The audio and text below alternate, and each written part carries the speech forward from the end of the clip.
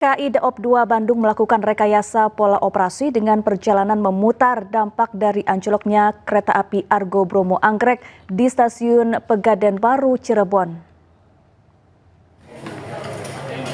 Sejumlah perjalanan kereta api yang terdampak ialah kereta api Ciremai, KA Tawang Jaya, KA Brawijaya, dan KA Argo Anjasmoro. Rekayasa pemutaran perjalanan kereta ini agar semua perjalanan KA yang terdampak dapat berjalan ke arah tujuan. Humas Daob 2 Bandung meminta maaf atas keterlambatan perjalanan kereta api ke berbagai tujuan, dampak dari anjloknya KA Bromo Anggrek di Cirebon.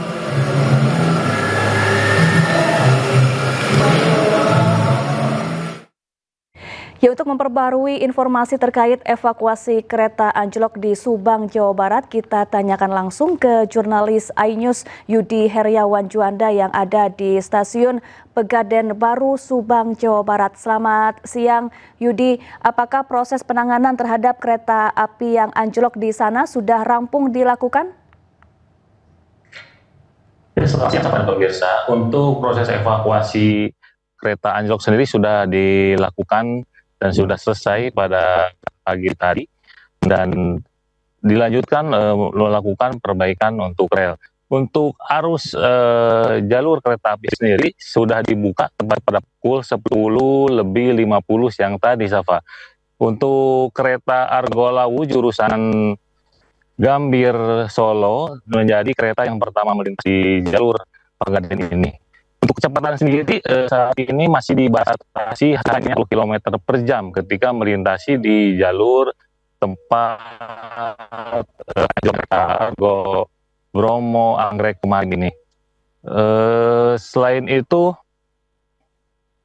juga baru hanya hingga saat ini baru 3 kereta yang melintas di jalur utara ini, Sapa. Iya, Yudi, diprediksi kapan proses perbaikan rel yang rusak ini akan selesai dan kemudian lalu lintas kereta api bisa berangsur normal kembali? Tapi sempat berbincang juga dengan Humas Daob 3 Cirebon bahwa ditargetkan kedua jalur ini bisa digunakan 2 jam ke depan. Saat ini proses pemadatan masih terus dilakukan karena untuk perbaikan sendiri sudah selesai, Pak. Baik, Yudi, kemudian bagaimana dengan perubahan jadwal perjalanan kereta api imbas dari adanya kereta anjlok di Cirebon? Akibat kereta anjlok ini sendiri sebanyak 17 kereta mengalami hambatan pada tadi malam. Dan untuk saat ini pun perjalanan dari Jakarta menuju Surabaya atau sebaliknya masih terhambat, dan sehingga siang ini baru 3 kereta yaitu dari arah Jakarta menuju Jawa yang melintas di jalur utara ini. Baik, terima kasih Yudi Heriawan Juanda langsung dari Subang, Jawa Barat, dan selamat bertugas kembali. Ya pemirsa, kini pemutaran musik di ruang komersial wajib membayar royalti kepada pencipta dan pemilik hak cipta. Bila tidak mengikuti aturan, maka pemerintah akan memberikan sanksi kepada pelaku usaha terkait.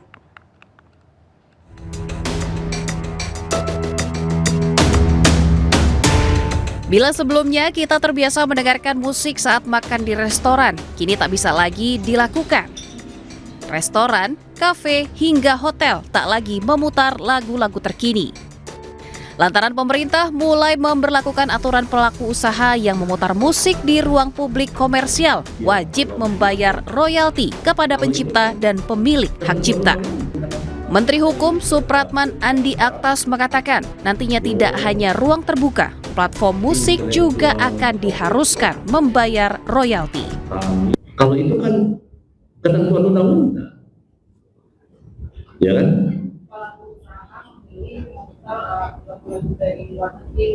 Sama nanti itu, mau putar lagu luar negeri, mau lagu putar itu sama nanti. Kami Kementerian Hukum lagi mengusulkan yang namanya protokol Jakarta. kita lagi mau bersama-sama supaya platform-platform internasional itu juga membayar royalti yang sama kepada kita, pencipta, kepada siapa, semua sama. Pembayaran royalti dilakukan melalui Lembaga Manajemen Kolektif Nasional. Lagu-lagu yang dikenakan royalti tidak hanya lagu Indonesia, tetapi juga lagu internasional.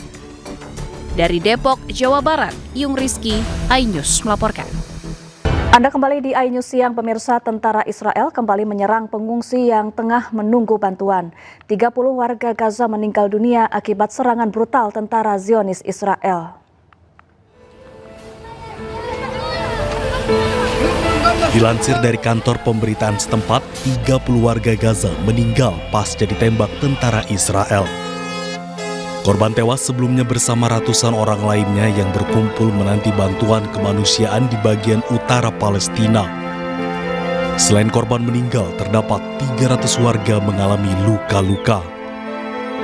Diinformasikan peristiwa penembakan terjadi sekitar 3 km di sebelah barat daya titik penyeberangan Zikim untuk truk-truk bantuan yang masuk ke Gaza.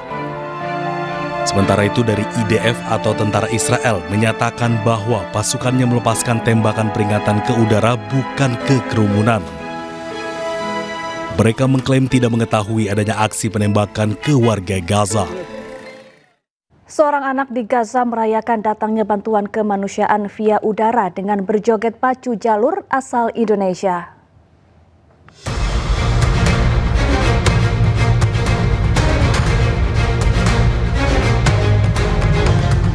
Laki-laki bernama Yaser ini berjoget aura farming tren joget pacu jalur asal Indonesia di sebuah kamp pengungsian di Gaza.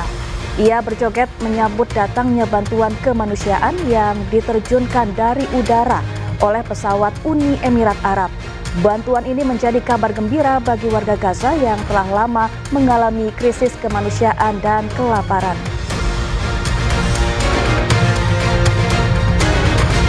Erupsi Gunung Lewotobi laki-laki di Flores Timur, Nusa Tenggara Timur berdampak dengan penutupan operasional Bandara Frans Seda Maumere, Kabupaten Sika. Ini disebabkan oleh sebaran abu vulkanik dari Gunung Lewotobi laki-laki yang menutup ruang udara penerbangan. Kabi. Bapak Sudahlah. Hah?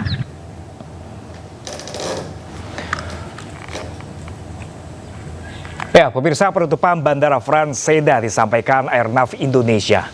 Penutupan bandara untuk kegiatan operasi penerbangan masih akan berlanjut hingga 3 Agustus besok. Pihak otoritas bandara mengimbau kepada seluruh calon penumpang agar menghubungi maskapai penerbangan guna mendapatkan informasi terkini terkait status penerbangan mereka.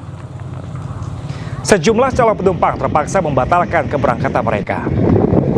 Hingga kini, aktivitas Gunung Lewotobi laki-laki masih fluktuatif.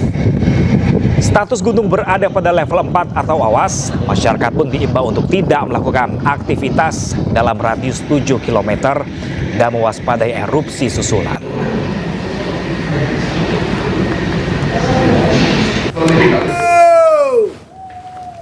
Nutup lihat kami ya. Wih, sadis ngeri. Gunung Lewotobi laki-laki di Nusa Tenggara Timur kembali erupsi pada Jumat malam. Masyarakat yang terdampak hujan abu Gunung Lewotobi laki-laki diimbau memakai masker untuk menghindari bahaya abu vulkanik. Erupsi terjadi pada pukul 20.48 waktu Indonesia Tengah dengan kolom abu teramati berwarna kelabu dengan intensitas tebal condong ke arah barat dan barat laut. Erupsi ini terekam di seismogram dengan amplitudo maksimum 47,3 mm. Erupsi disertai suara gemuruh kuat terdengar di pos pantau Gunung Api Lewotobi laki-laki. Mas. Sementara itu pemirsa, kebakaran hutan terjadi di lingkungan Bulu Takang, Kelurahan Rangas, Kabupaten Mamuju, Sulawesi Barat. 4 hektar hutan terbakar mendekati pemukiman warga.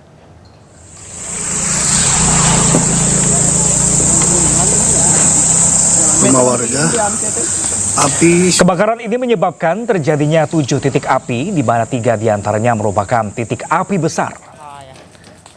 Satu unit armada pemadam kebakaran dikerahkan ke lokasi, namun proses pemadaman terkendala akses jalan yang berada di atas perbukitan. Bagaimana Ucu, masih semangat? Proses pemadaman harus dilakukan secara manual oleh personil gabungan Damkar, BPBD, dan juga TNI Polri. Setelah lebih dari 3 jam, api akhirnya berhasil dipadamkan dan tidak meluas. Hingga kini belum diketahui penyebab kebakaran yang melahap 4 hektar hutan tersebut. Kurang lebih 3-4 hektar yang terbakar. Itu sudah mendekati pemukiman ya? Iya, kemarin itu sempat agak menurun, tapi teman-teman dari tim gabungan itu Ya, pemirsa, menyusul meningkatnya kebakaran lahan dan perubahan iklim yang memasuki musim kemarau, pemerintah Kota Palangkaraya, Kalimantan Tengah menetapkan status siaga kebakaran hutan dan lahan Karhutla mulai 22 Juli hingga 31 Agustus 2025. Penetapan status siaga Karhutla didasarkan pada prediksi cuaca dari BMKG dan data 35 kejadian kebakaran lahan yang telah terjadi di wilayah Kota Palangkaraya, Kalimantan Tengah. Kepala BPBD Kota Palangkaraya, Hendrikus Satria Budi mengatakan total luas lahan yang terbakar kini telah mencapai lebih dari 10 hektar dengan titik api terbanyak berada di Kecamatan Jekan Raya. Menurutnya, kawasan tersebut merupakan daerah permukiman yang rentan terjadi kebakaran karena banyak warga yang membuka lahan dan meninggalkannya begitu saja lalu dibakar oleh oknum yang tidak bertanggung jawab. Meski demikian, Hendrikus menyebut bahwa skala kebakaran masih tergolong kecil karena yang terbakar adalah lahan, bukan hutan, sehingga dapat ditangani oleh tim reaksi cepat dan para relawan.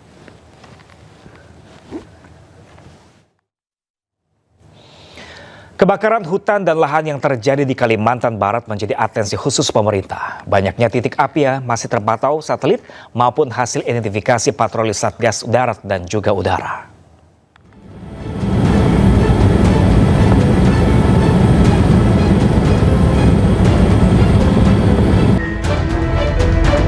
penanganan Karhutla di Kalimantan Barat menjadi salah satu prioritas nasional. Saat pantauan udara, Badan Nasional Penanggulangan Bencana melihat jelas banyaknya titik api di wilayah Kalimantan Barat. Data Karhutla pemerintah Provinsi Kalimantan Barat mencatat, luas area terdampak sampai dengan 31 Mei 2025 seluas 1.149,2 hektar. Wilayah paling luas terdampak Karhutla berada di Kabupaten Ketapang. Dalam rapat koordinasi percepatan penanganan Karhutla, BNPB menyampaikan, Karhutla merupakan isu strategis dan menjadi salah satu atensi Presiden, sehingga hal ini harus menjadi pokok perhatian bersama. Nah, dengan komposisi operasi darat, udara, dan OMC, ini mudah-mudahan dalam waktu cepat ini bisa teratasi. Kalau kemarin Pak Menteri memimpin kita semua di Riau, itu 5 hari selesai. Ya, mudah-mudahan ini memang ada ratusan titik api di Kalimantan Barat. Sekarang nomor 1 karena yang di Sumatera kan sudah padam semua. Tapi mudah-mudahan awal Agustus minggu depan udah beres semua. Ya. Pemerintah pusat akan terus mendukung upaya penanganan Karhutla di Kalimantan Barat. Selain dukungan peralatan yang memadai untuk Satgas Darat, BNPB juga mengerahkan operasi modifikasi cuaca dan helikopter waterbombing melalui udara. Sementara itu, Kementerian Lingkungan Hidup meminta TNI Polri menindak tegas siapapun yang terbukti bersalah membakar lahan untuk memberikan pemahaman dan efek jera. Tim Liputan iNews melaporkan. Kita beralih ke informasi lain pemirsa. 5 gerbong kereta Argo Bromo Anggrek yang anjlok di Subang, Jawa Barat berhasil dievakuasi. PT KAI memerlukan waktu 7 jam lebih untuk evakuasi gerbong tersebut.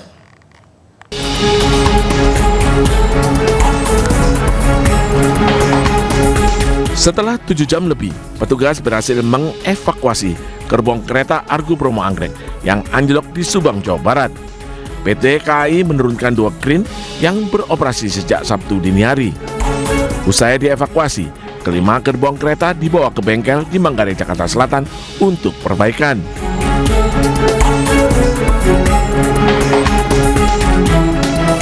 Dan tadi malam dilakukan pengangkatan 5 kereta yang anjlok dimulai jam 23.50 sampai yang terakhir kereta kelima yaitu kereta pembangkit kita selesaikan jam 7.07. Sebelumnya, kereta api Argo Bromo Anggrek jurusan Surabaya Jakarta anjlok di emplasemen Stasiun Pegadaian Baru, Kabupaten Subang, Jawa Barat, Jumat sore.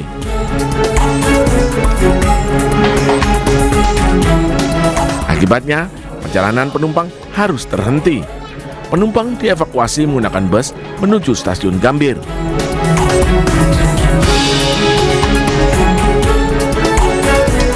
Selain itu, 17 kereta dialihkan menuju jalur selatan dikarenakan jalur utara belum bisa dilalui.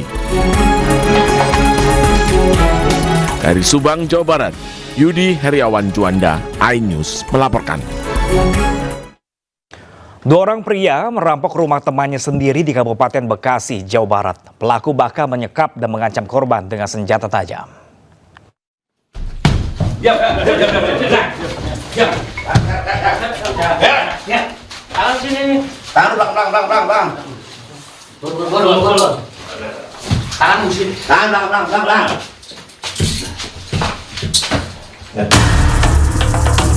Dua tersangka perampokan MN dan SH tidak berkutik saat diamankan tim gabungan Polsek Tarumajaya dan Jatan Ras Polres Metro Bekasi di sebuah rumah kontrakan tempat persembunyian tersangka di Gunung Putri, Bogor, Jawa Barat.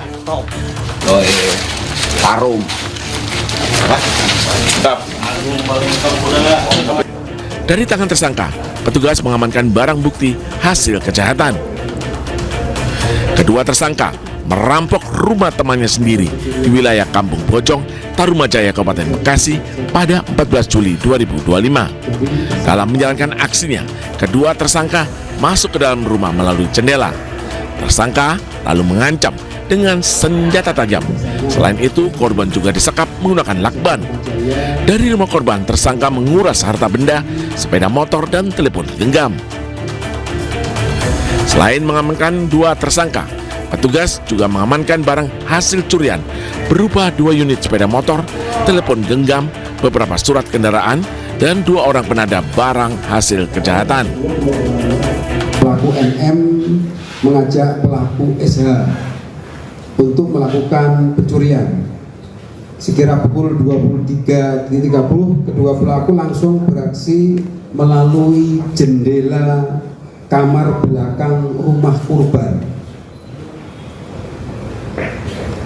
Menodong pada leher korban, si pelaku bermula mengambil kerudung korban untuk menutup muka pelaku NM, dan pisau milik korban dilanjutkan menodong leher korban dengan pisau. Tersangka mengaku nekat mencuri di rumah temannya lantaran kecewa dengan korban belum memberikan honor saat tersangka menjadi sopir korban. Kini kedua tersangka perampokan terancam pasal 365 dengan ancaman 12 tahun penjara, sementara 2 orang penada dijerat pasal 480 dengan ancaman 4 tahun penjara. Dari Kabupaten Bekasi, Jawa Barat, Didit Junaidi, iNews melaporkan. Seorang pelaku curanmor beraksi saat para jemaah melaksanakan ibadah sholat Jumat di sebuah masjid di Surabaya. Polisi yang menerima laporan langsung menangkap pelaku yang diketahui adalah seorang residivis.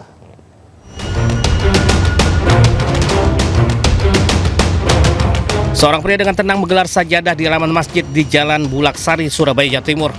Saat jemaah lainnya masuk ke masjid dan menunaikan sholat Jumat, pria itu melancarkan aksinya. Dalam waktu kurang dari 5 menit, ia mencuri sepeda motor yang terparkir. Peristiwa itu baru diketahui korban usai sholat Jumat selesai. Setelah menerima laporan korban, polisi akhirnya menyelidiki kasus itu dan menangkap pelaku. Pelaku ternyata sudah 2 kali masuk penjara untuk kasus serupa. Dia berpura-pura melaksanakan sholat Jumat. Dan pada saat sedang berjalannya sholat Jumat, pelaku melakukan aksinya dengan cara merusak kunci sepeda motor dengan menggunakan kunci T. Selanjutnya pelaku membawa kabur kendaraan tersebut. Saat ini kasus yang melibatkan pelaku dilimpahkan. Penyidik sedang mengembangkan kasus untuk mengungkap pelaku lain yang masih buron.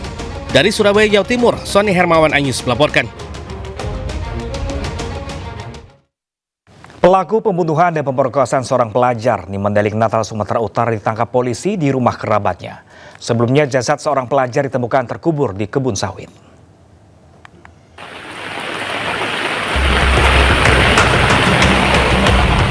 Polisi bersama warga melakukan pencarian pelaku pembunuhan sekaligus pemerkosaan terhadap seorang remaja putri yang berstatus sebagai pelajar SMA di Natal, Mandailing Natal.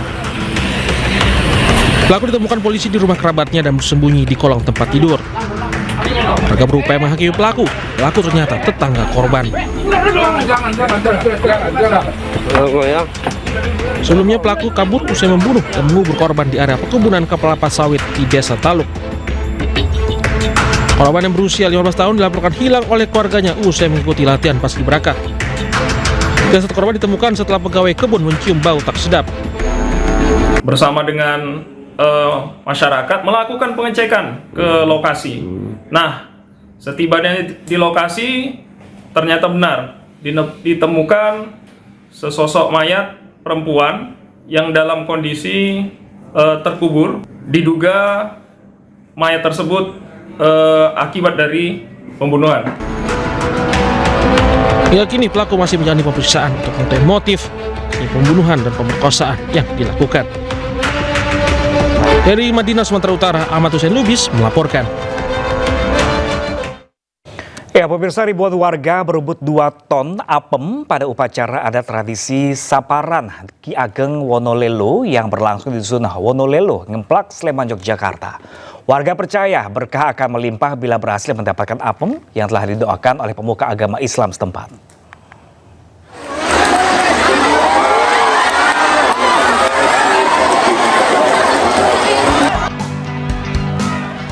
Rebutan apem yang merupakan rangkaian upacara adat tradisi Saparan Ki Ageng Wonolelo ini digelar di pelataran Dusun Wonolelo, Ngemplak, Sleman, Yogyakarta. Antusiasme warga untuk mendapatkan kue apem yang disebar dari atas menara setinggi 10 meter. Mereka saling berebut serta saling dorong dengan warga lainnya. Ribuan apem seberat 2 ton disebar petugas ke segala arah. Masyarakat yang belum kebagian gunungan berusaha mendapatkannya. Warga percaya berkah akan melimpah bila berhasil mendapatkan apem yang telah didoakan oleh pemuka agama Islam setempat. Selain disebar dari atas menara, ribuan apem dalam bentuk gunungan juga disebar dari atas panggung oleh tokoh masyarakat dan pemuka agama. Dan apem di sana. Iya. Di situ. Yang bikin menarik itu. Itu ya. Suka ngeliat seperti itu. Baru pertama kali. Baru pertama kali. Ya. Selain itu ada apa lagi di sini? Ada biasanya kalau sebelum pengibaran apem itu ada kayak jadilan, ada tontonan gitu. Budaya ya Mbak ya. Harapannya apa Mbak dengan acara ini Mbak? Ya, harapannya sebagai anak muda bisa kayak melestarikan adat dari daerah. Dalam waktu tidak sampai 15 menit, gunungan apem sudah ludes. Upacara tradisi Saparan Ki Ageng Wonolelo diselenggarakan setiap bulan Sapar atau bulan kedua dalam kalender Islam. Dalam bahasa Arab, apem berasal dari kata afun yang memiliki makna meminta maaf sebelum dimaafkan. Berjalan dengan baik dan antusias masyarakat untuk hadir. Bencana misalnya nih, banyak banget masyarakat sini, bahkan dari luar Sleman juga banyak, dari Klaten, dari Bantul, dan ini menunjukkan bahwasanya agenda ini manfaat untuk umat. Ki Ageng Wonolelo merupakan tokoh penyebar agama Islam di kawasan sekitar lereng Gunung Merapi yang kini merupakan bagian dari Dusun Wonolelo. Semasa hidupnya, Ki Ageng Wonolelo selalu mengajak umat Islam untuk berbagi kepada sesama. Dari Sleman, Yogyakarta, Heru Trijoko, iNews melaporkan. 4 orang jadi tersangka penganiayaan supporter saat laga pertandingan final Piala AFF U23 di Stadion Gelora Bung Karno, Jakarta. Informasi selengkapnya sesaat lagi pemirsa. Jangan kemana-mana, tetaplah bersama kami di iNews ya.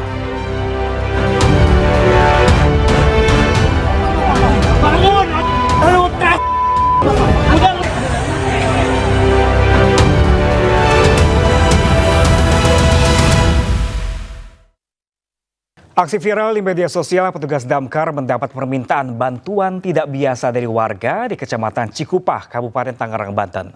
Mereka bukan diminta untuk memadamkan api atau mengevakuasi hewan liar, melainkan untuk menangani orang kesurupan. Ini corangan banyak. Oh, ini corangan kayak gini. Ini. Ada kasih mama yang ini semua. Tolong sebenarnya. Kasih mama lah, kasih mama lah. Baik gerak, sampai kemana? Pamit lah. Mau pamit lah.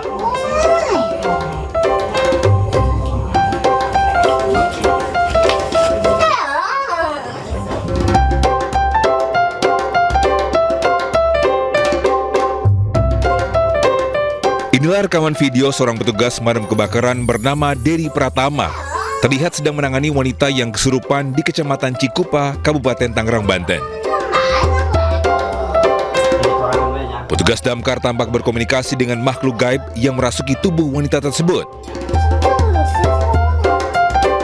Setelah beberapa saat berkomunikasi, tubuh wanita ini pun terlihat terkulai lemas dan akhirnya terbaring di tempat tidur setelah makhluk gaib berhasil diusir petugas damkar. Setelah berhasil ditangani, wanita yang mengalami kesurupan langsung dibawa ke rumah sakit Tiara untuk pemeriksaan kesehatan karena kondisinya lemas. Saya mendapat laporan pada saat lepas piket, saya itu hendak pulang ke rumah. Kebetulan rumah saya di Curug, ada yang lapor, pelapor itu menyatakan istrinya mengalami kerasukan, ya kan, sudah 2 hari tak kunjung sembuh. Melalui Japrian WA gitu kan, meminta bantuan saya. Kebetulan saya hendak pulang ke Curug, saya mampir dulu ke Cikupah. Kebetulan rumah yang kesurupannya itu di Cikupah, dan saya tangani kurang lebih 20 menitan. Alhamdulillah ternetralisir ya, seperti yang video dilihat. Dan sekarang si yang mengalami kerasukan itu sedang berada di rumah sakit dalam keadaan pemulihan. Pada saat penanganan itu saya dengan cara meditasi dengan arwah ataupun jin korin yang berada di dalam tubuh si Ibu Mumun tersebut. Diketahui petugas damkar saat ini bukan hanya bertugas untuk memadamkan kebakaran saja, tetapi juga memiliki peran yang lebih luas dalam menangani situasi darurat. Dari Kabupaten Tangerang, Banten, Aimarani, iNews melaporkan. Bocah laki-laki usia 8 tahun di Medan, Sumatera Utara diculik tantenya sepulang sekolah. Pelaku mengancam akan menjual korban dan meminta tebusan 50 juta rupiah kepada orang tua bocah. CCTV merekam detik-detik seorang wanita menculik siswa kelas 3 SD di sebuah sekolah di Kecamatan Medan Marelan, Kota Medan. Tak hanya membawa kabur korban yang masih berusia 8 tahun, pelaku juga mengirim surat ke rumah orang tua korban. Isinya mengancam akan menjual organ bocah dan meminta uang tebusan 50 juta rupiah. Orang tua sang bocah langsung melapor ke polisi. Tak sampai 24 jam, polisi berhasil menangkap pelaku yang tak lain adalah tante korban dibantu 2 orang lain. Dari keterangan pelaku, polisi akhirnya menemukan korban yang dititipkan di sebuah rumah dalam kondisi kelaparan. Dalam suasana haru, korban telah dikembalikan ke orang tua, sementara pelaku alias tante korban masih dalam pemeriksaan polisi. Dari Medan, Sumatera Utara, Yuda Bahar, iNews melaporkan.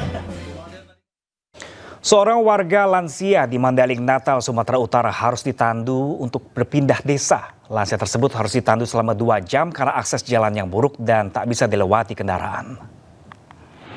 Berapa jam jalan tadi? Ya, lebih.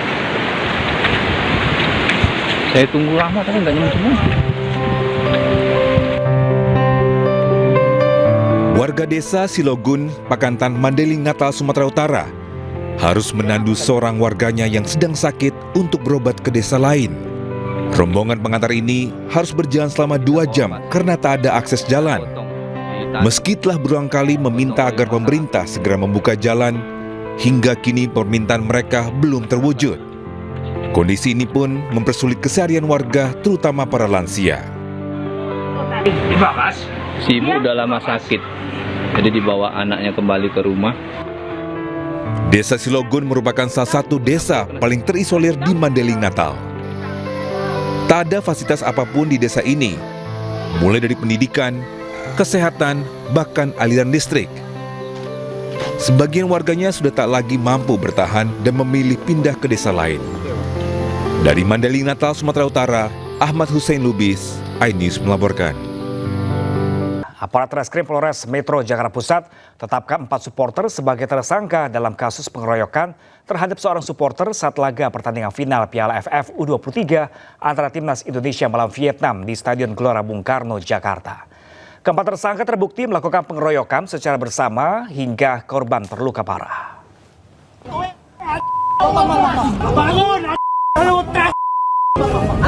Seorang supporter dari Ultras Garuda ini sudah dalam kondisi tak berdaya.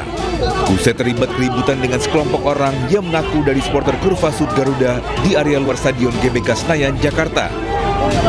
Tak hanya terus ditendang dan dipukuli, korban bahkan diseret di aspal jalan dan kembali dikeroyok beramai-ramai. Akibatnya korban mengalami luka yang cukup parah di bagian kepala dan tubuh sehingga harus dilarikan ke rumah sakit. Aksi pengeroyokan terjadi usai korban menonton laga final Piala AFF U23 antara Timnas Indonesia melawan Vietnam di Stadion GBK pada Selasa 29 Juli lalu. Penyidik Satreskrim Polres Metro Jakarta Pusat akhirnya menetapkan 4 orang sebagai tersangka.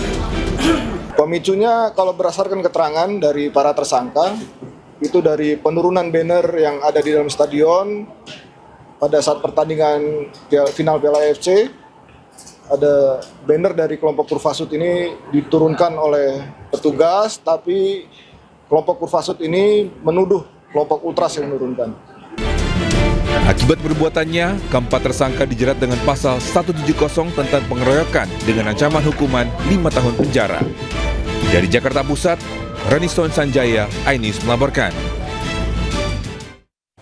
Seorang pria ditangkap usai mencuri sepeda motor korban kecelakaan yang tengah mendapatkan perawatan medis di Puskesmas Cengkareng, Jakarta Barat. Pelaku ditangkap saat akan menjual sepeda motor korban.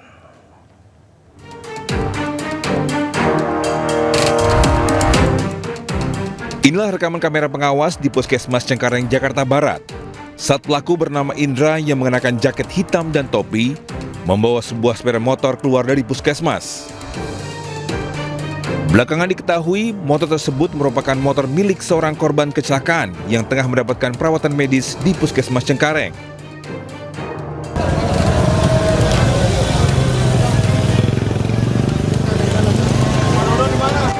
Unit Reskrim Polsek Cengkareng yang menerima laporan ini bergerak cepat dan berhasil mengamankan pelaku di kawasan pintu air Cengkareng saat akan menjual motor korban. Dikabarkan saat itu pelaku memang menolong 2 orang korban, yakni seorang ayah dan anaknya yang terlibat kecelakaan. Setelah korban masuk ke UGD, kemudian tidak lama kemudian korbannya mau pulang, ternyata motornya sudah tidak ada tempat. Yang awalnya kunci motor ini dititipkan security. Nah, korban mencari kunci ini ke security, ternyata pelaku malah membawa motor korban. Untuk mempertanggungjawabkan perbuatannya, pelaku dijerat dengan pasal 363 KUHP tentang pencurian dengan ancaman hukuman 7 tahun penjara. Dari Jakarta, Miftahul Gani, iNews melaporkan.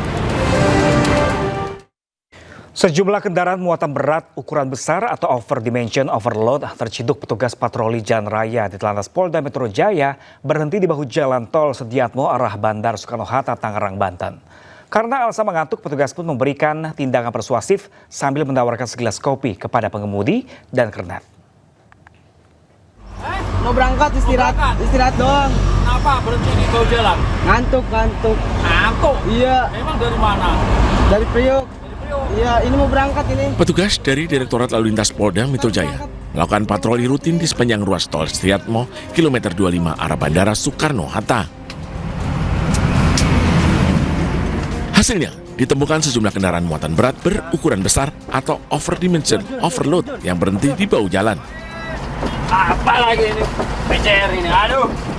Apa? Dianggap membahayakan pengguna jalan lainnya. Petugas pun berhenti dan menanyakan alasan pengemudi menepikan kendaraannya. Ngantuk gimana dibuat, Pak? berat ngantuknya. Berat banget ini Pak. Ntar ada di jalan kenapa-napa gimana gitu Pak.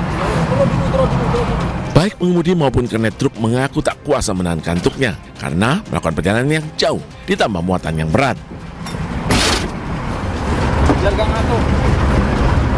Melihat itu, petugas pun memberikan tindakan persuasif sembari menawarkan segelas kopi baik kepada pengemudi maupun kernet truk.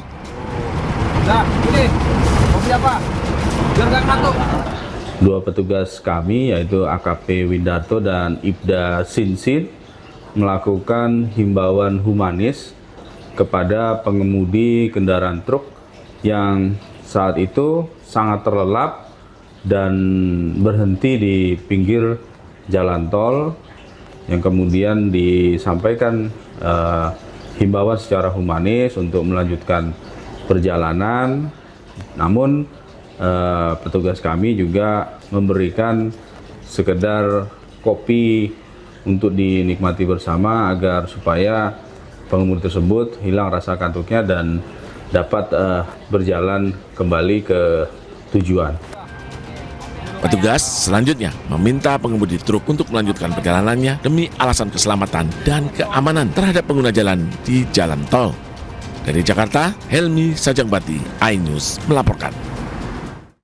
Usai bebas dari rutan KPK, Sekjen PDIP Hasto Kristianto akan terbang ke Bali untuk menghadiri Kongres ke-6 PDIP. Ya, pemirsa, pagi ini Sekjen PDIP Hasto Kristianto meninggalkan kediamannya di Bekasi, Jawa Barat menuju kantor DPP PDIP di kawasan Menteng, Jakarta Pusat. Hasto akan bertemu dengan rekan-rekan senior pengurus PDIP, kemudian rencananya Hasto akan terbang ke Bali untuk menghadiri Kongres ke-6 PDIP yang telah berlangsung sejak Jumat kemarin.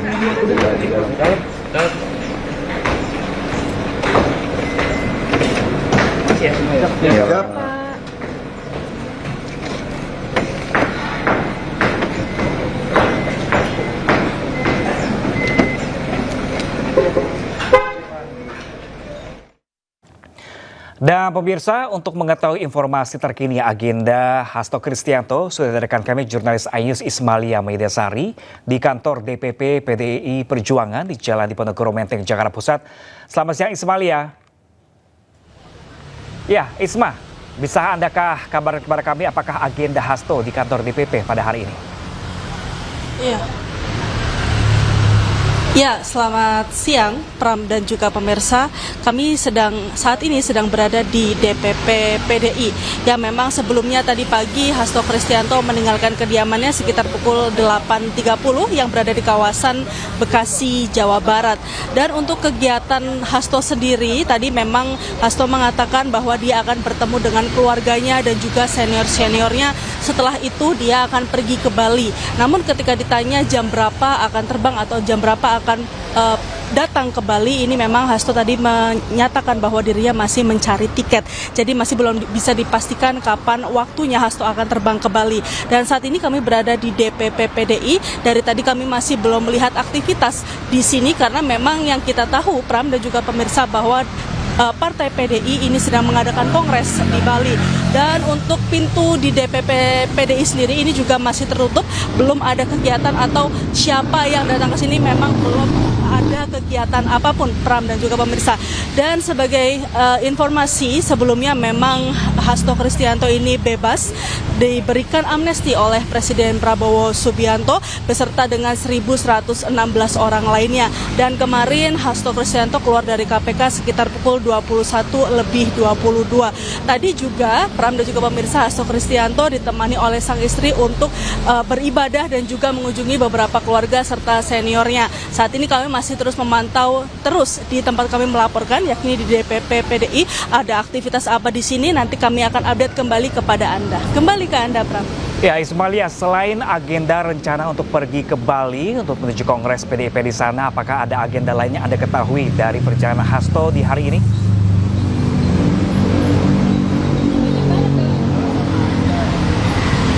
Ya, jika ditanya agenda lain, Pram, memang tadi kami sempat menanyakan kepada Hasto sebelum dia meninggalkan kediamannya, dirinya akan beribadah terlebih dahulu. Setelah itu dirinya akan menemui keluarga dan juga senior-seniornya. Setelah itu dirinya akan pergi terbang ke Bali. Tadi juga kami melihat ekspresi Hasto sangat sumringah sekali, Pram. Mungkin memang sangat senang sekali dan sangat memberikan apresiasi kepada Presiden Prabowo Subianto yang memang telah memberikan amnesti kepada dirinya. Pram. Baik, Ismalia Medasari melapor langsung dari kantor DPP PDI Perjuangan di Menteng, Jakarta Pusat. Terima kasih dan selamat bertugas kembali. Sementara itu, pemirsa, Megawati Soekarno Putri kembali dikukuhkan sebagai Ketua Umum PDI Perjuangan dalam Kongres Partai di Nusa Dua, Badung, Bali. Di hadapan para kadernya, Megawati memerintahkan untuk mendukung pemerintahan Prabowo. Setelah tertunda beberapa kali, akhirnya PDI Perjuangan menggelar Kongres ke-6 Partai di Nusa Dua, Badung, Bali, Jumat kemarin. Kongres ini digelar bertepatan dengan pemberian amnesti yang membebaskan salah satu kadernya, Hasto Kristianto. Dalam kongres yang digelar tertutup, Megawati Soekarno Putri kembali dikukuhkan sebagai Ketua Umum periode 2025-2030. Agenda kan malam, tapi tadi peserta begitu selesai pembukaan, buka sidang pertama 100% minta mendesak segera dikukuhkan kembali Ibu. Jadi sudah selesai. Agenda penunjukan Ibu sangat agenda selanjutnya kita bagi komisi. Penunjukan Ibu tadi sangat cepat ya, Bu. Ya, karena memang sudah terpilih di Rakernas kemarin, ini dikukuhkan kembali saja. Sementara itu, dalam kegiatan bimbingan teknis kader, tepat sehari sebelum Kongres, Ketua Umum PDIP Megawati Soekarno Putri memerintahkan kepada seluruh kader PDIP untuk mendukung pemerintahan Prabowo Subianto. Dari Badung, Bali, Naura Safika, Bagus Prasetya, iNews melaporkan. Sementara itu, Hasto Kristianto yang baru bebas dari jeruji besi diprediksi akan kembali menjabat sebagai Sekretaris Jenderal PDIP. Hasto mengaku menyerahkan sepenuhnya kepada Ketua Umum PDIP Megawati Soekarno Putri. Kami sangat bersyukur. Yang paling penting adalah Ibu Megawati Soekarno Putri terpilih secara aklamasi, dikukuhkan kembali sebagai Ketua Umum PDI Perjuangan. Itu yang membuat seluruh jajaran PDI Perjuangan bersyukur, karena seluruh proses hukum yang saya alami ini pada awalnya kan memang upaya untuk mengganggu pelaksanaan Kongres, itu skala prioritas. Sedangkan tentang susunan komposisi dari Dewan Pimpinan Pusat PDI Perjuangan diserahkan sepenuhnya oleh Kongres kepada Ibu Megawati Soekarno Putri. Pemirsa, Megawati Soekarno Putri kembali terpilih menjadi Ketua Umum PDI Perjuangan dalam Kongres ke-6 yang digelar di Badung, Bali.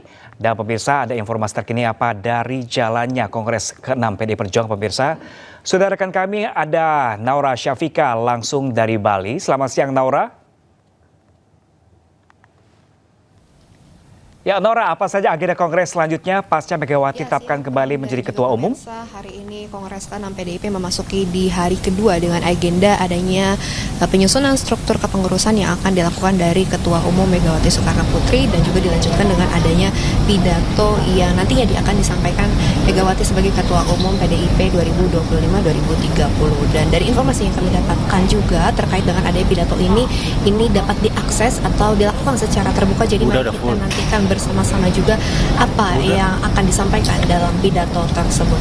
Dan juga terkait dengan adanya informasi dari Jakarta kemarin yang kita dapatkan secara bersama-sama, yaitu adanya pemberian amnesti kepada Hasto Kristianto dan juga sudah dinyatakan bebas dari rutan KPK. Tadi kami mendapatkan informasi dari Deddy Sitorus bahwa dipastikan Hasto akan bergabung bersama dengan anggota partai menuju ke Bali di Kongres PDI yang ke-6 ini. Namun memang kami masih belum dapatkan informasi pukul berapa beliau akan sampai dan nantinya akan ada agenda seperti apa dari Hasto di hari ini. Kami masih belum dapatkan informasi tersebut, tapi nantinya pasti akan kami update untuk informasi tersebut. Dan juga di hari ini terkait dengan isu apakah nantinya Hasto akan menjabat sebagai Sekjen PDI kembali. Jika kita lihat dari yang kemarin-kemarin sudah kami dapatkan informasi memang dari Hasto sendiri sudah menjabat sebanyak 2 periode, dan ini juga merupakan hak prerogatif dari Megawati untuk menentukan struktur kepengurusan yang akan dilakukan pada hari ini, sehingga masih ada chance bagi Hasto menjabat sebagai sekjen PDI yang memang kalau Megawati sendiri masih membutuhkan beliau sebagai sekjen PDI di periode ini. Dan juga terkait dengan adanya hari selanjutnya, ini kami masih belum mendapatkan informasi apakah akan berlanjut. Cuma dari informasi sementara ini untuk penutupan akan dilakukan pada hari ini, sehingga tidak akan ada hari selanjutnya untuk Kongres ke-6 dari PDI yang dilaksanakan pada tahun ini. Kemudian untuk saat ini situasi yang dapat kami gambarkan kepada Pram dan juga pemirsa untuk di Bali Nusa Dua Convention Center sebagai venue dari Kongres ke-6 PDI, beberapa anggota partai atau peserta Kongres ini dari DPD, kemudian juga dari DPC seluruh Indonesia sudah berkumpul bersama menggunakan atribut partai, menggunakan ID yang menunjukkan mereka peserta Kongres, bersiap untuk melaksanakan agenda yang selanjutnya pada hari ini. Jadi mari kita nantikan bersama-sama untuk Kongres ke-6 PDI pada hari ini, apakah akan ada gebrakan selanjutnya dari Partai Banteng pada hari ini. Jadi sementara itu dari Bali Nusa Dua Convention Center. Pram, kembali ke Anda. Baik Nora, kami masih menanti update terbaru dari Anda dan selamat bertugas kembali. Ya, pemirsa, usai mendapat amnesti dari Presiden Prabowo, Sekretaris Jenderal PDI Perjuangan Hasto Kristianto resmi menghirup udara bebas. Hasto menyempatkan diri makan sate Padang di kedai kaki lima sebelum akhirnya tiba di rumahnya.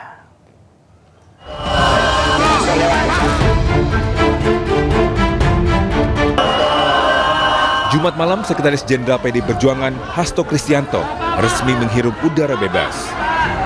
Didampingi tim kuasa hukumnya, Hasto keluar dari rutan KPK Jakarta usai mengantongi keputusan Presiden tentang amnesti yang diterimanya.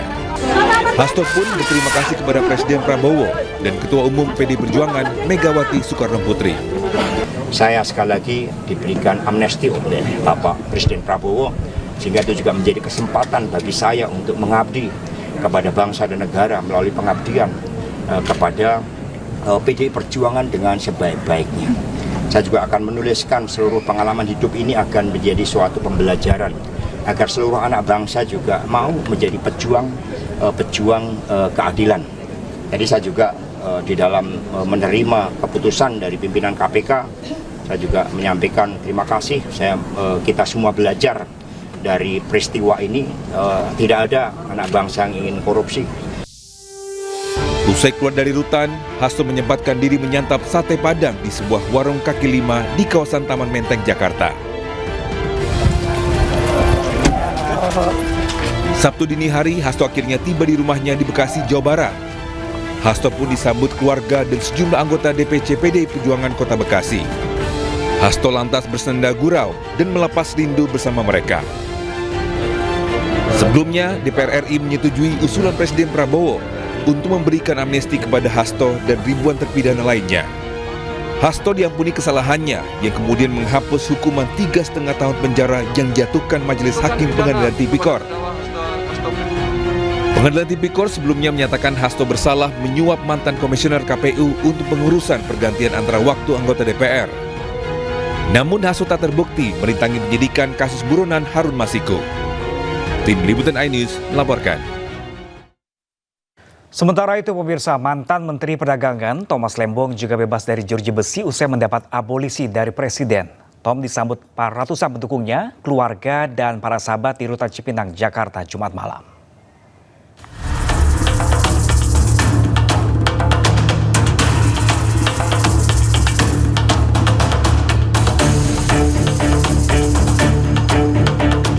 Mantan Menteri Perdagangan Thomas Trikasih Lembong akhirnya bebas dari jeruji besi. Dia keluar dari rutan Cipinang, Jakarta Timur, Jumat malam. Ratusan pendukungnya yang berasal dari berbagai daerah menunggu Tom sejak pagi.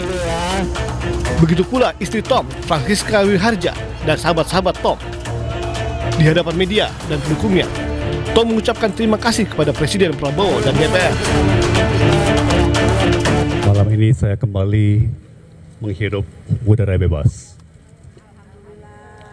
Saya sekarang kembali ke rumah, kembali dipersatukan dengan keluarga tercinta, kembali kepada kehidupan normal yang sempat terhentikan selama 9 bulan. Pertama-tama tentunya saya mau menyampaikan rasa syukur yang dalam kepada Tuhan Allah Yang Maha Esa, karena tanpa perkenannya tidak mungkin saya berdiri di sini saat ini. Saya juga ingin mengucapkan terima kasih yang sebesar-besarnya kepada Presiden Republik Indonesia, Bapak Prabowo Subianto, bersama atas pemberian abolisi, serta kepada pimpinan serta anggota Dewan Perwakilan Rakyat. Jadi tadi ditanyakan abolisi itu apa? Pemahaman saya abolisi adalah pengakuan dari pemerintah bahwa proses hukum terhadap Tom Lembong adalah salah, sehingga harus dihentikan. Berbeda dengan amnesti. Amnesti adalah pengakuan bahwa ada yang salah dan diampuni. Jadi sangat jauh berbeda. Jadi tadi ditanyakan apakah ada pemulihan nama baik. Saya pikir abolisi adalah pemulihan nama baik. Sebelumnya, meski dinilai tidak menikmati hasil korupsi, mantan Menteri Perdagangan Thomas Lembong dijatuhi vonis 4,5 tahun penjara dalam kasus korupsi impor gula. Tom menilai putusan hakim janggal dan kemudian mengajukan banding. Kini Tom resmi dibebaskan usai Presiden Prabowo memberikan abolisi pada Tom. Tim Liputan iNews melaporkan. Mantan Gubernur DKI Jakarta Anies Baswedan mengajak masyarakat untuk memberi waktu kepada Tom Lembong untuk menikmati waktu bersama dengan keluarganya. Selain itu, Anies juga bersyukur dan merayakan bebasnya Tom Lembong. Saya ingin menyampaikan 3 hal saja. Pertama, saya bersyukur sekali. Alhamdulillah, bahagia untuk Tom, Siska, dan seluruh keluarga. Setelah 9 bulan, mereka dipisahkan secara paksa. Malam ini, mereka akhirnya bisa berkumpul kembali utuh sebagai keluarga. Dan itu kebahagiaan yang luar biasa bagi kita semua di sini. Yang kedua, sebagai sahabat, saya ingin mengajak kepada kita semua untuk memberi ruang. Biarkan Tom menikmati hari-hari pertama berkumpul kembali dengan keluarga sebagai acara kumpul bagi mereka. Jangan dulu diminta hadir di acara. Jangan dulu diminta hadir ke forum. Biarkan mereka menghabiskan waktu yang tak ternilai ini untuk memeluk, untuk ngobrol, untuk bisa bercanda bersama, kumpul kembali sebagai keluarga. Yang ketiga, masih banyak waktu ke depan untuk berdiskusi hal-hal yang substantif. Kita akan berbincang pada persoalan hukum, soal keadilan, soal makna peristiwa ini bagi bangsa Indonesia dan bagi perjalanan bangsa ke depan. Tapi itu semua tidak harus dibahas malam ini. Itu semua kita bahas di waktu-waktu yang akan datang. Malam ini kita syukuri kebebasan Tom. Malam ini kita rayakan kebebasan Tom. Dan malam ini kita biarkan Tom dan Siska kembali berkumpul bersama keluarga. Terima kasih. Presiden ke-7 Jokowi menanggapi abolisi yang diberikan Presiden ke Tom Lembong dan amnesti ke Sekjen PDIP Hasto Kristianto. Menurut Jokowi, amnesti dan abolisi adalah hak prerogatif Presiden. Yaitu hak prerogatif, hak istimewa yang diberikan oleh Undang-Undang Dasar kita kepada Presiden. Saya kira setelah melewati pertimbangan hukum, pertimbangan sosial politik yang sudah Viral di media sosial, pemirsa, bendera karakter One Piece berkibar di sejumlah daerah. Hal itu mendapat sorotan dari DPR dan menyebutnya sebagai upaya pemecah belah.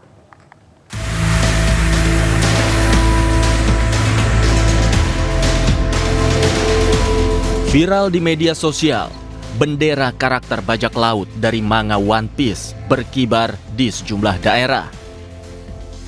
Dari atap rumah warga hingga kendaraan di jalan raya.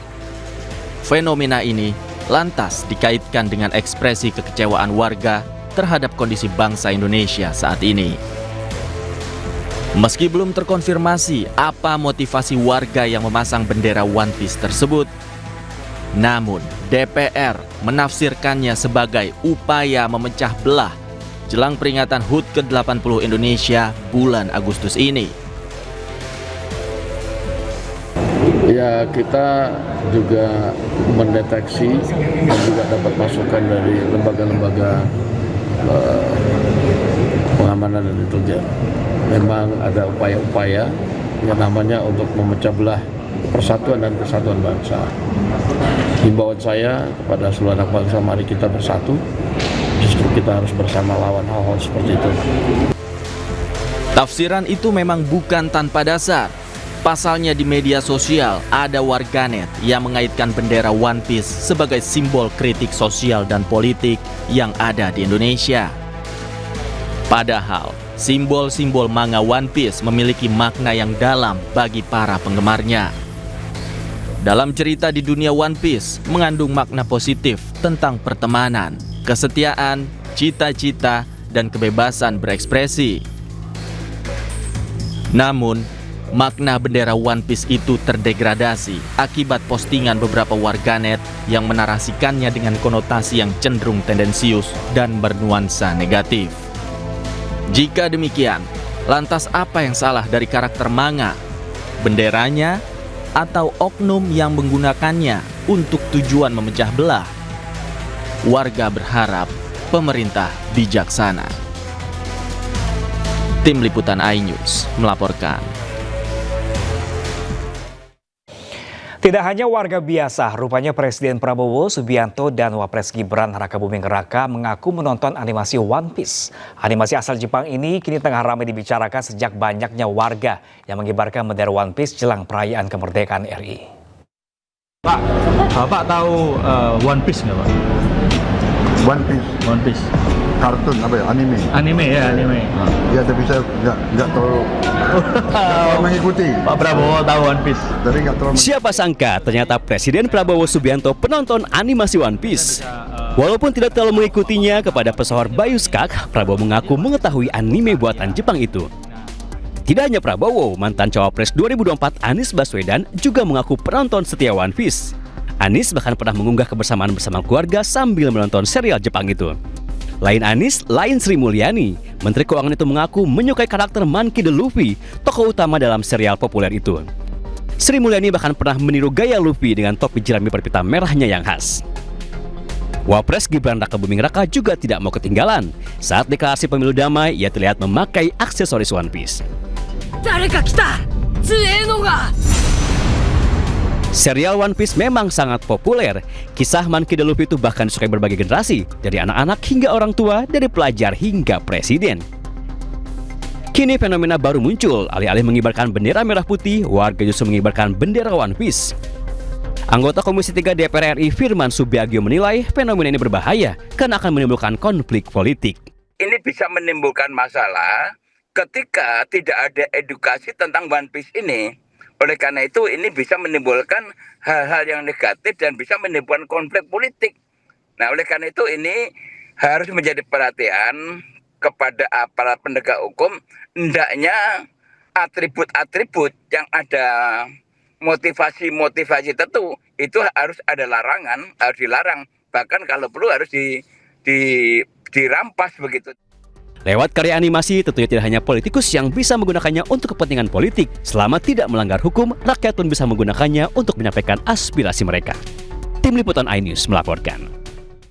Pemirsa, pemasangan bendera animasi asal Jepang One Piece tengah menjadi polemik di tengah masyarakat. Lalu apa tanggapan warga terkait maraknya bendera tersebut? Berikut informasinya.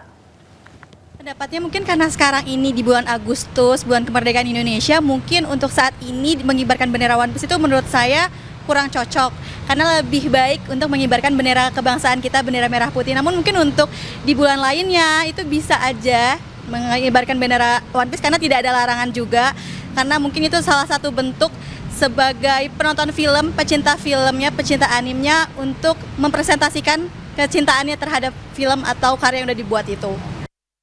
Untuk salah atau tidak itu sebenarnya tidak menurut saya, karena itu sebagai rasa protes aja di negara demokrasi ini bisa berbentuk apa aja ya, termasuk memasang bendera itu dengan bentuk simbolik gitu. Menurut saya sih itu bentuk kekecewaan masyarakat terhadap pemerintah. Kenapa kecewa? Karena bisa dibilang banyaknya ketidakadilan di negeri ini dan transparansi data dan Pemirsa, Presiden ke-7 RI Jokowi merespon tanggapan proses pemilihan Ketua Umum Partai Solidaritas Indonesia seperti sepak bola gajah. Jokowi menegaskan e-voting untuk partai baru pertama kali dilakukan di Indonesia.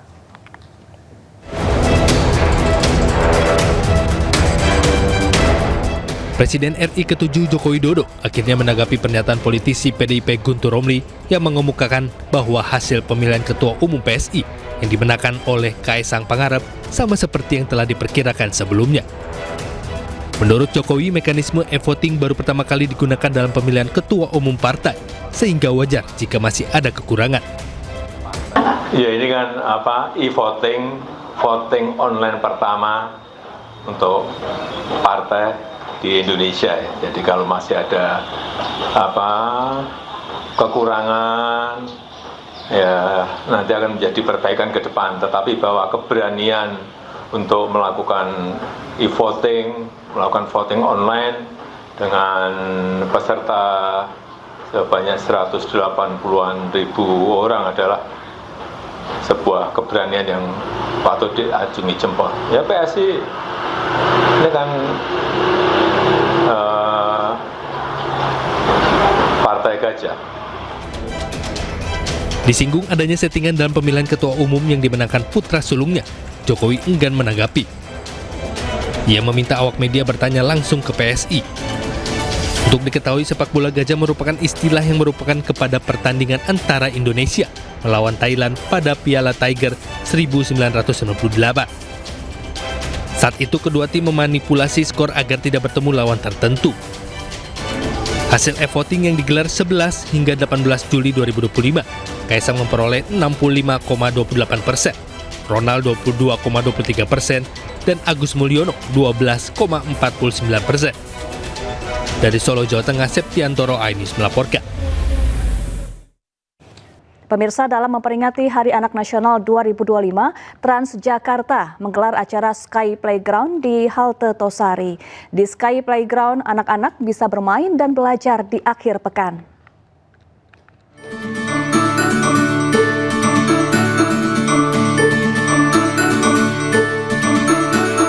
Sejumlah anak-anak tampak antusias mengikuti acara Sky Playground di anjungan halte Tosari lantai 2 di Jakarta Pusat.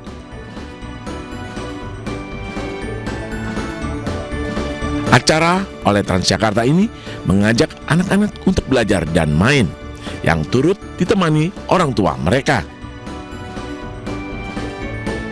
Sky Playground menyediakan beberapa zona hiburan dan edukatif, mulai dari zona literasi, zona kreatif, hingga zona sains.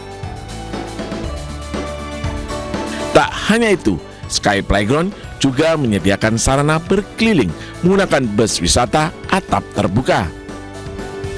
Adalah pertama bagi Transjakarta. Acara ini diadakan dalam menyambut dalam rangkaian Hari Anak Nasional ya di tahun ini. Sementara Transjakarta ini sudah mengadakan event Hari Anak Nasional dari tanggal 19 lalu, terus tanggal 23, tanggal 26, dan ini adalah penutupnya di tanggal 2 dan tanggal 3 Agustus 2025, seperti itu. Acara ini digelar sebagai bentuk peringatan Hari Anak Nasional dan mengedukasi anak-anak soal penggunaan transportasi umum. Dari Jakarta, Sahreza Zazki, Rizky Saludin, iNews melaporkan. Ya, lalu seperti apa keseruan Hari Anak di Sky Playground? Kita tanyakan langsung kepada jurnalis iNews, ada Sahreza Zazki yang ada di halte Transjakarta Tosari, Jakarta Pusat. Selamat siang Sahreza, saat ini apa saja aktivitas seru yang diikuti anak-anak di sana? Ya, Syafa dan juga Pirsa, selamat siang. Memang di akhir pekan kali ini ada beberapa acara yang menarik di kawasan Jakarta. Salah satunya di halte Tosari, Jakarta Pusat. Ini merupakan Sky Playground, Syafa. Bersama juru kamera Rizky Saludin akan menunjukkan kepada Anda situasinya, Syafa. Ini ada beberapa zona ya untuk agar anak-anak bisa bermain dan juga mengalami hal yang edukatif tentunya. Di sini adalah zona permainan tradisional Syafa. Anak-anak bisa bermain lompat tali, bisa bermain congklak, hingga berinteraksi dengan beberapa anak-anak lainnya begitu. Lalu Syafa, kita beralih ke zona lainnya. Ada beberapa zona menarik seperti zona kreatif. Di sini anak-anak bisa mengekspresikan diri untuk membuat prakarya seni begitu, dibimbing dengan beberapa instruktur untuk bisa membuat karya seni mereka sesuai keinginan mereka, dan juga ada beberapa hadiah tentunya berkat hasil karya seni yang mereka buat tentunya. Dan inilah seperti ini situasinya Syafa, anak-anak tampak fokus, tampak serius sekali membuat karya seni sesuai instruksi ataupun sesuai keinginan mereka begitu. Nah, Syafa tidak hanya zona kreatif ya Syafa, ada banyak sekali zona. Kita agak ke depan sedikit Syafa karena ada hiburan menarik lainnya seperti yang ada di kiri saya, yakni zona sains. Anak-anak diajak untuk mengikuti instruksi soal prakarya lainnya yang berkaitan dengan saintis tentunya. Bisa dilihat di layar kaca Syafa, anak-anak tampak merakit suatu mainan begitu, yang nantinya ini akan bisa menjadi memori bagi anak-anak untuk bisa mengingat hasil prakarya mereka yang ada di sini. Ini menarik Syafa karena semuanya gratis, anak-anak bisa mengeksplorasi di lantai 2 halte Tosari pada kali ini. Namun Syafa, untuk lebih detailnya saya ingin mengajak Anda untuk berinteraksi langsung dengan salah satu Kadif Pemasaran Transjakarta dengan Mas Ridwan. Selamat siang Mas Ridwan. Selamat siang. Bagaimana situasi pada hari ini? Tampaknya seru sekali ya Mas Ridwan. Dan bisa dijabarin apa sih Sky Playground ini? Oke, Sky Playground ini merupakan rangkaian Hari Anak Nasional yang diadakan oleh Transjakarta, dan ini merupakan, kita mulai dari 16 Juli lalu sampai ini di tanggal 2 dan 3 Agustus 2025. Kenapa Sky Playground? Karena ini adalah perayaan Hari Anak Nasional di atas halte Tosari Transjakarta yang merupakan ada di lantai 2 atau di Sky, seperti itu. Jadi kenapa dinamakan Sky Background? Karena memang di atas halte Tosari seperti itu. Dan di belakang Mas ada zona sains Mas. Dan selain zona sains mungkin ada zona-zona lain yang menarik begitu? Apa saja? Oke, yang tidak kalah menarik dari zona sains itu ada zona permainan tradisional. Jadi anak-anak di sini merasakan permainan zaman dulu. Ya zaman kita kecil dulu ada yang main angklung, congklak, terus juga bermain pakai permainan tradisional lainnya seperti itu. Dan sekaligus untuk kampanye transportasi umum kah Mas atau gimana ini? Betul sekali, karena kenapa diadakan di halte Transjakarta? Karena mendidik para anak-anak ini untuk mengenal alat-alat transportasi umum khususnya Transjakarta. Biar nanti besarnya mereka menggunakan, beraktivitas sehari-hari menggunakan transportasi Transjakarta seperti itu. Oke, Mas Ridwan, terima kasih. Semoga kampanye ini berhasil untuk memperkenalkan anak-anak terhadap penggunaan transportasi umum. Terima kasih Mas. Terima kasih, selamat siang. Baik, Syafa dan juga pemirsa, kita keliling sedikit yuk. Ada zona lain nih Syafa di belakang saya.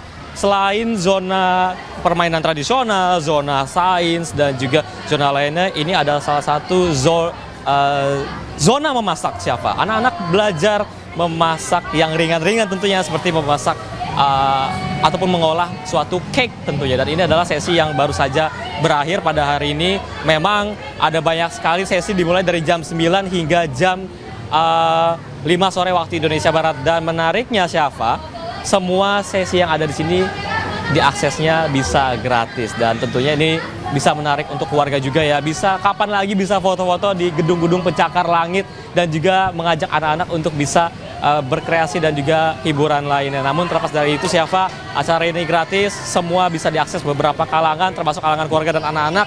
Dan semoga tentunya bisa mengedukasi masyarakat untuk bisa menggunakan transportasi umum, khususnya anak-anak tentunya. Kembali ke Anda Syafa. Baik, terima kasih Syahreza Zanski langsung dari halte Tosari, Jakarta, dan selamat bertugas kembali. Pemirsa, Partai Perindo turut mendukung upacara Puncak Karya Bali Gia Utama yang digelar keluarga besar Puri Agung Karangasem di Taman Sukasada Ujung, Karangasem, Bali. Karya Bali Gia Utama ini merupakan ritual menyucikan roh leluhur agar mencapai alam siwaloka dan bersatu dengan Ida Sang Hyang Widiwasa menjadi Dewa Pitara. Bertempat di kawasan Taman Sukasada Ujung, Karangasem, Bali, upacara Atma Wedana Utama atau Bali Gia Utama kembali digelar oleh Puri Agung Karangasem. Prosesi sakral yang dihadiri ribuan sementon puri ini menjadi bagian dari rangkaian sakral upacara Pitrayatnya. Tak hanya ritual keagamaan, namun terdapat semangat gotong royong dan semangat pelestarian budaya sebagai warisan anak cucu di masa mendatang.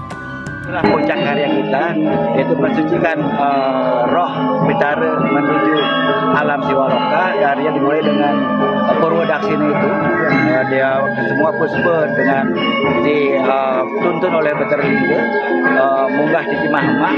Artinya dari kemarin tuh beliau-beliau dikaryakan sudah menaik tingkatannya dari Pitara menjadi Dewa Pitara, yang akan nanti kita naikkan ke Dewa Ijang di Kerajaan Priago Karangasem.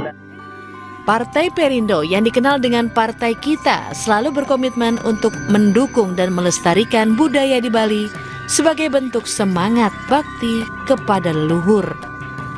Dari Karangasem, Bali, Yunda Arista, iNews melaporkan.